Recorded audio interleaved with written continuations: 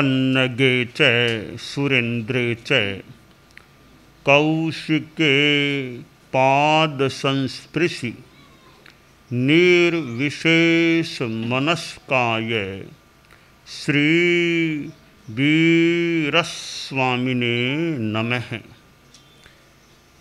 आरहत वाङ्मय में कहा गया है, सब्बत्थुवहीणा बुद्धा संरक्षण परिगहे अवि अपनो विदेहम नायरन्ति ममा इयम।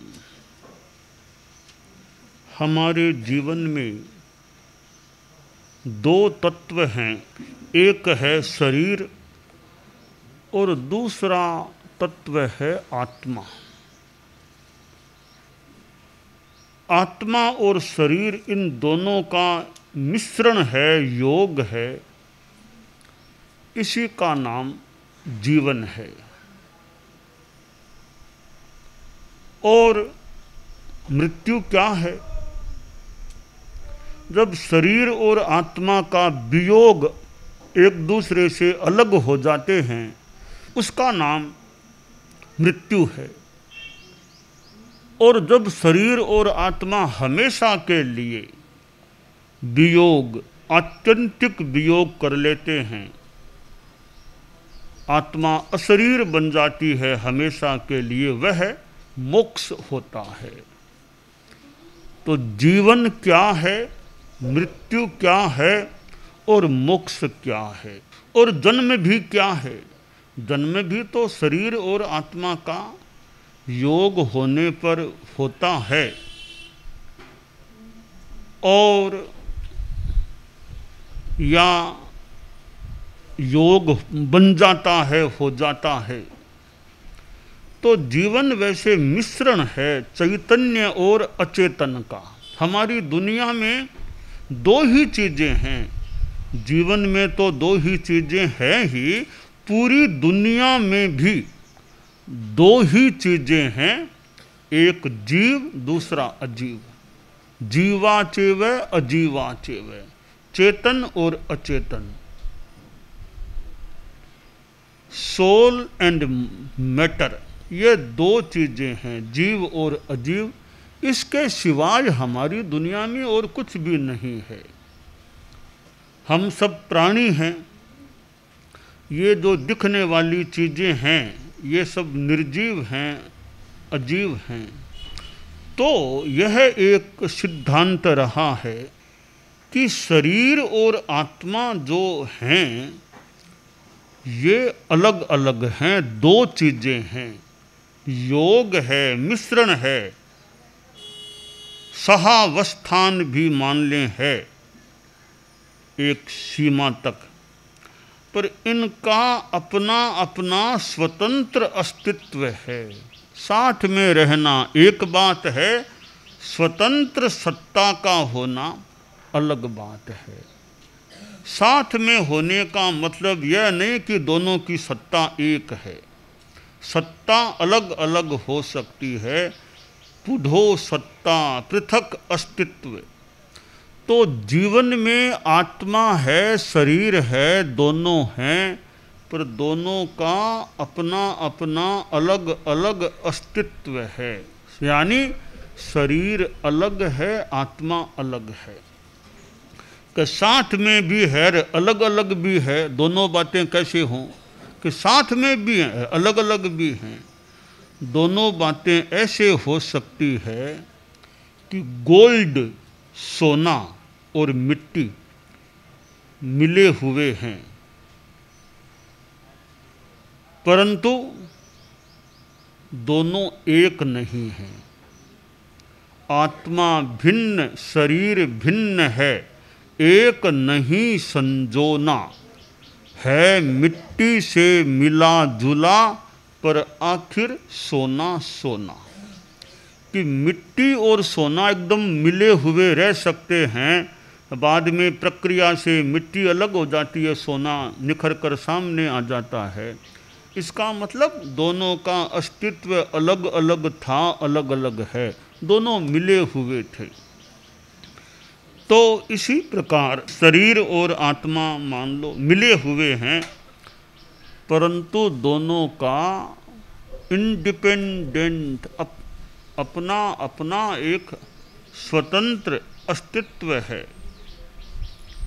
शरीर अचेतन है, आत्मा चेतन है, दोनों मिले हुए हैं। तो एक धारणा यह है कि तज्जीव तत्शरीरवाद, जो जीव है वह शरीर है, जो शरीर है वह जीव है, दोनों एक ही है। यह सिद्धांत नास्तिक विचारधारा का, आस्तिक विचारधारा ने इस सिद्धांत को गलत माना है और आस्तिक विचारधारा का मंतव्य रहा है कि अन्य जीव अन्य शरीरवाद, जीव अन्य है, अलग है, भिन्न है और शरीर भिन्न है। एक जीवन के बाद दूसरे जीवन में आत्मा चली जाती है जब तक मोक्ष न हो जाए, यानी पुनर्जन्म होता है। तो अब यहाँ प्रश्न है कि मैं कौन हूँ, यानी मैं मतलब मूल चैतन्य है, वो मूल तत्व है। चैतन्य स्थायी है, शरीर अस्थायी है। शरीर एक पर्याय है, पर्याय का तो विनाश होता है। शरीर तो आज तक कितने मनुष्य दुनिया में पैदा हो गए, कितने चले गए हैं, तो शरीर उनका नष्ट हो गया हो सकता है, होता है। तो आत्मा स्थायी है। आज से अनंत काल पहले भगवान यानी जो भी थे मनुष्य थे, तो उनकी आत्मा मनुष्य थे, आज मनुष्य के रूप में न भी हों, उनकी आत्मा कहीं न कहीं आज भी है। भगवान ऋषभ इस अवसर्पिणी काल में प्रथम तीर्थंकर हुए, उनका शरीर भले न मिले, उनकी आत्मा आज भी विराजमान है। तो आत्मा नहीं मरती, आत्मा को कोई मार नहीं सकता, काट नहीं सकता। शरीर को भले कोई काट दे, छिपकली की पूंछ भले कट जाए, आत्मा नहीं कटती है। तो यह आत्मा एक द्रव्य है, स्थायी है, परमानेंट है, और शरीर एक पर्याय है। पर्याय में भी द्रव्य है, द्रव्य में भी पर्याय है। पर एक हम प्रधानता की बात करें तो आत्मा एक द्रव्य है, शरीर एक पर्याय है। इसलिए शरीर विनाश धर्मा है और आत्मा अविनाशी है। वो गीत का पद्य जो है, आत्मा भिन्न शरीर भिन्न है, तुमने मंत्र पढ़ाया। आत्मा अचल अरुज शिव शाश्वत नश्वर है यह। आत्मा आत्मा के द्वारा ही आत्मा में लय पाए। चैत्य पुरुष जग जाए, देव तुम्हारा पुण्य नाम मेरे मन में रम जाए। चैत्य पुरुष जग जाए, चैत्य पुरुष। तो यह चेतन तत्व आत्मा है। अब शरीर और आत्मा अलग अलग है। हम इस सिद्धांत के संदर्भ में अब ध्यान दें कि आत्मा तो स्थायी है, शरीर अलग भी है और अस्थायी है। तो स्थायी के लिए मैं क्या कर रहा हूँ और अस्थायी के लिए क्या कर रहा हूँ। अस्थायी शरीर के लिए भी हम कितना करते हैं, इसको खाना खिलाते हैं, पानी पिलाते हैं, कपड़े उड़ाते हैं, रात को लेटते हैं भी आराम हो जाए। आप लोग स्नान भी करते होंगे, कपड़े धो अच्छे बढ़िया कपड़े खरीद के लाते होंगे, पहनते होंगे, आप केसों को भी संवारने का प्रयास, यानी शरीर का कितना ध्यान दिया जाता है। थोड़ी तकलीफ हुई तो लोग दवाई भी, डॉक्टर के जाना, दवाई लेना, वो भी शरीर को ठीक रखने का कितना प्रयास करते हैं, और वह भी एक अपेक्षा हो सकती है।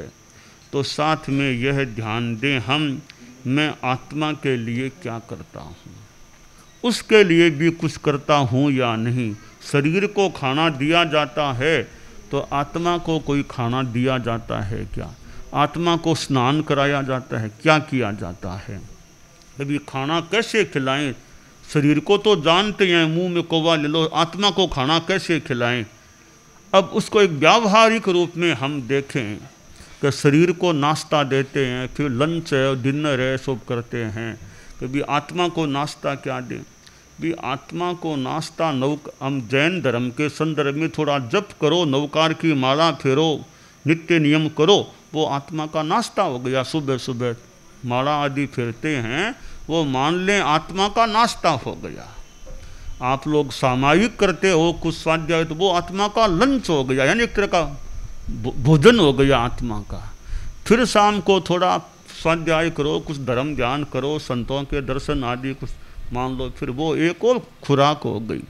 तो इस प्रकार हम आत्मा को आध्यात्मिक खुराक देने का प्रयास करें कि आत्मा का नाश्ता वो दूध, चाय, ब्रेड वो नहीं, आत्मा का नाश्ता जप करो, माला फेरो, वो एक प्रकार से पवित्र मंत्र का जप करो, स्मरण करो, कोई गीत आदि स्वाध्याय करो, या साधु संतों के दर्शन भी कर लो।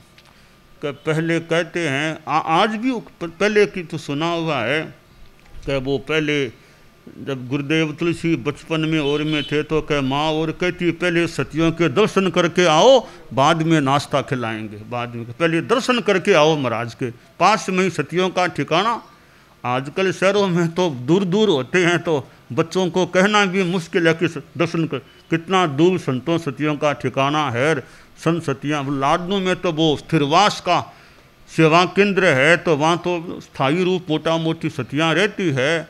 पास में ही गुरुदेव तुलसी का संसार पक्ष है, दूसरी पट्टी में ही घर, पहली पट्टी में ठिकाना सतियों का, दूसरी पट्टी में गुरुदेव तुलसी का संसार पक्ष है घर, थोड़ा सा ही दूर है, बहुत दूर नहीं है। तो मतलब संभवतः माता बदना जी वो कहते कि पहले दर्शन करके आओ महाराज के, बाद में नाश्ता कराऊंगी। तो यानी ओ शरीर का नाश्ता बाद में कराऊंगी, पहले धर्म का नाश्ता लेकर आओ, पहले आत्मा का एक तरह से नाश्ता करो। वो दर्शन करना भी एक प्रकार से मान लें आत्मा का धर्म का नाश्ता हो गया। तो हम शरीर को नाश्ता कराते हैं, प्रातराश नाश्ता, तो आत्मा को भी मिलना। बच्चे हैं, सुबह 5 नवकार भी गिन ले, 21 भी गिन ले, कुछ नवकार कर लो, एक थोड़ा का नाश्ता मान लो।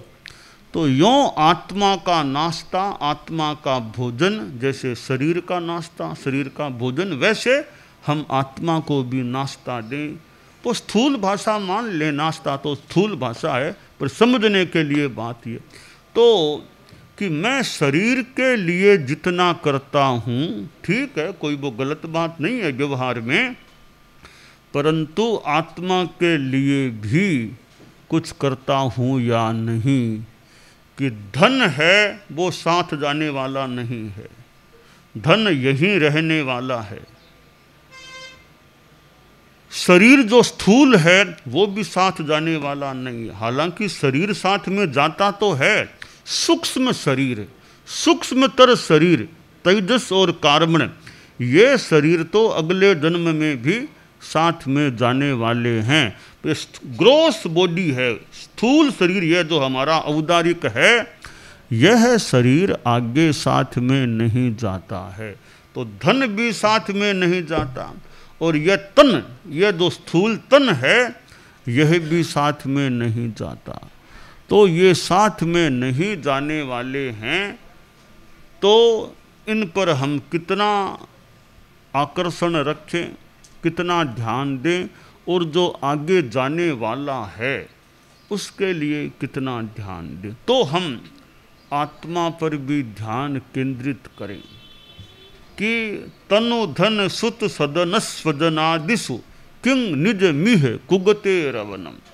कभी परिवार है, शरीर है, धन है, बेटा है, स्वजन लोग हैं कि ये हैं, पर ये साथ में जाने वाले नहीं। सब कुछ हैं, सब हैं, ये बेटा है, घर में पोता भी है और परिवार के लोग हैं, पैसा भी है, मकान बढ़िया है, वो आपके पास आज मान लो हैं, पर ये आगे साथ में चलने वाले नहीं होते हैं। ये स्पष्ट बात है भी साथ में तो कौन, आत्मा जाती है और ये तेजस कार्बन शरीर अगले जन्म में और किए वे कर्म जो हैं पुण्य पाप वे साथ में जाने वाले हैं। तो पैसा जो साथ नहीं जाता इस जीवन तक, मान लो ज़्यादा से ज़्यादा इस जीवन तक है, तो ठीक है, आप लोग गृहस्थ हैं, पैसे को छोड़ना भी मुश्किल है, छोड़ें भी क्यों, पूरा पैसा आदमी कैसे छोड़े। बाकी तो अपना अपना परिवार का और का क्रम है, कौन कितना परिग्रह का परित्याग कर दे, पर जीवन है तो परिग्रह की भी अपेक्षा हो सकती है। इसलिए आदमी कि थोड़ा मैं अपने लिए भी रखूं कि और बेटों को दे दूं, पर कुछ तो अपने लिए भी रखूं कि आखिर मुझे भी तो चाहिएगा। तो कभी सारा तो कैसे दे दूं, अभी थोड़ा तो मेरे नाम भी रहना चाहिए कि मेरे भी तो ज़रूरत है का, क्योंकि मुझे अपने जीवन का ध्यान देना है। तो हम यह ध्यान दें भाई हम आत्मा के लिए क्या करते हैं, मेरी आत्मा की साधना होती है या नहीं। 50 वर्ष आ गए हैं, अब सामायिक का भी थोड़ा ज़्यादा ध्यान दें। एक सामायिक रोज हो जाए, एवरेज में रोज एक हो जाए कि 50 अबव हो गए हैं, 50 पार हैं, अब एवरेज में प्राय रोज एक सामायिक हो जाए, ऐसा यथासंभव ध्यान दें, प्रयास करें। 80 आ गए, 75, 80, अब तो भी 2-3 सामायिक दिन भर में रात में करने की चेष्टा करें। सुबह कर लो, शाम को कर लो, दोपहर में जितना वो कर लो। तो 75-80 आ गए हैं, अब तो सामायिक की संख्या भी बढ़ानी चाहिए। कि ठीक है ऑफिस जाओ तो कोई बात नहीं, कि ऑफिस भी जाना तो कोई बात नहीं, ऑफिस में कितने घंटे लगाओगे, बाकी समय भी तो मिलता होगा, तो सामायिक का भी ध्यान दे लो। उम्र आगे बढ़ती है तो थोड़ा थोड़ा जीवन में परिवर्तन, जीवनचर्या जीवन शैली में परिवर्तन भी करना अच्छा हो सकता है। 25, 30, 35 वर्ष की अवस्था में एक प्रकार का जीवन था, 50 आ गए, अब थोड़ा सा परिवर्तन कर लें। 75, 80 अब और ध्यान दें भी शरीर और कितना परिवर्तन करें जीवनचर्या जीवन शैली में, खासकर धार्मिक दृष्टि से धर्म की साधना और ज़्यादा कैसे बढ़े, कैसे पुष्ट हो, इस पर हम ध्यान दें। तो आत्मा अलग है, शरीर अलग है, मैं आत्मा हूँ, आत्मा हूँ, आत्मा हूँ, मैं अपनी आत्मा का ध्यान रखूँ, मेरे पाप कर्म ज़्यादा न बंधें, जितना हो सके पाप कर्मों से बचूँ, सरलता जीवन में, ऋजुमति आदमी की मति दिमाग यानी चिंतन और सरल रहे, सरल ऋजु रहे, छल कपट दाव पैंच इनसे जितना किसी को धोखा नहीं देना, भी सरलता, स्पष्ट, ट्रांसपेरेंसी, सब साफ चीज़ें हैं, खुली किताब देख लो जो देखना हो।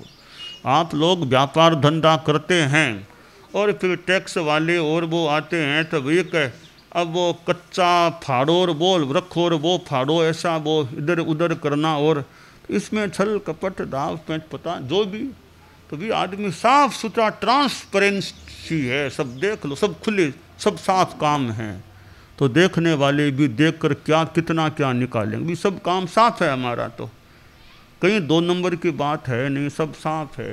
तो देखने वाले आखिर कब तक देखते रहेंगे। तो जितना सरलता ईमानदारी जीवन में व्यापार धंधा करना है, उसमें भी ज़्यादा से ज़्यादा ईमानदारी रखने का, सरलता रखने का प्रयास। न ग्राहक के साथ धोखाधड़ी है, न कोई अधिकारी आए उसके साथ कोई धोखाधड़ी है। वो क्यों करना पड़े कि इतना एडजस्टमेंट बिठाओ, उसको इतना दौर, इसका कल करा के काम, ऐसा क्यों करना पड़े। भी थोड़ा है इधर उधर का 2 नंबर का, तब उसको करने के लिए थोड़ा उनको दो, थोड़ा उनको दो, बिना देने देने की क्या बात। अपना साफ सुथरा काम है, कोई देख लो भले। ये ईमानदारी पक्की हो, अच्छी हो, तो वह साफ सुथरा काम व्यापार में शुचिता की बात होती है, तो टेंशन भी थोड़ा यूँ कम रह सकता है, अपना भी कोई चिंता नहीं है कोई। वरना के रेड वाले आ गए, वो आ गए, कई दिन वो लगाते हैं देखने में करने में, वो कि फिर थोड़ी मुसीबत के। और तो अब आदमी साफ सुथरा काम, तो रेड वाले आ जाओ, कोई आ जाओ, देख लो हमारे साफ सुथरे काम है, कोई 2 नंबर नहीं, कोई गलत नहीं। वो इससे क्या होगा, एक तो आत्मा अच्छी रहती है, छल कपट नहीं, झूठ नहीं, तो आत्मा अच्छी रहती है। परिग्रह की भी थोड़ी शायद सीमा रह सकती है कि कोई गड़बड़ मामला नहीं है। तो आत्मा की दृष्टि से व्यापार धंधे में छल कपट झूठ इन सब से बच के रहे, तो आत्मा की निर्मलता रह सकती है। तो आत्मा अलग, शरीर अलग। हम आत्मा की निर्मलता का, आत्मा के कल्याण का, आत्मा के उत्थान का यथासंभव प्रयास करें, यह काम्य है। हम सिद्ध योगी आचार्य श्री महाप्रज्ञ से प्रेक्षा ध्यान का एक प्रयोग करें। आपको एक प्रयोग कराया जा रहे हैं श्वास प्रेक्षा का। 5 सेकंड में श्वास लेना है, 5 सेकंड भीतर रोकना है और 5 सेकंड रेचन करना है और 5 सेकंड बाहर रोकना है। इस प्रकार 20 सेकंड में एक श्वास। सावधान रहे, श्वास भरे, भीतर रोके, रेचन करे, बाहर रोके, श्वास भरे, भीतर रोके, रेचन करे, बाहर रोके, श्वास भरे, भीतर रोके, रेचन करे, बाहर रोके, श्वास भरे, भीतर रोके, रेचन करे, बाहर रोके, श्वास भरे, भीतर रोके, रेचन करे, बाहर रोके, श्वास भरे, भीतर रोके, रेचन करे, बाहर रोके, श्वास भरे। प्रयोग संपन्न। तो ये ध्यान के बहुत छोटे प्रयोग कराए हैं और इनका स्वयं बार बार अभ्यास करें तो एक अच्छा अभ्यास हो सकता है। ओम आत्मा।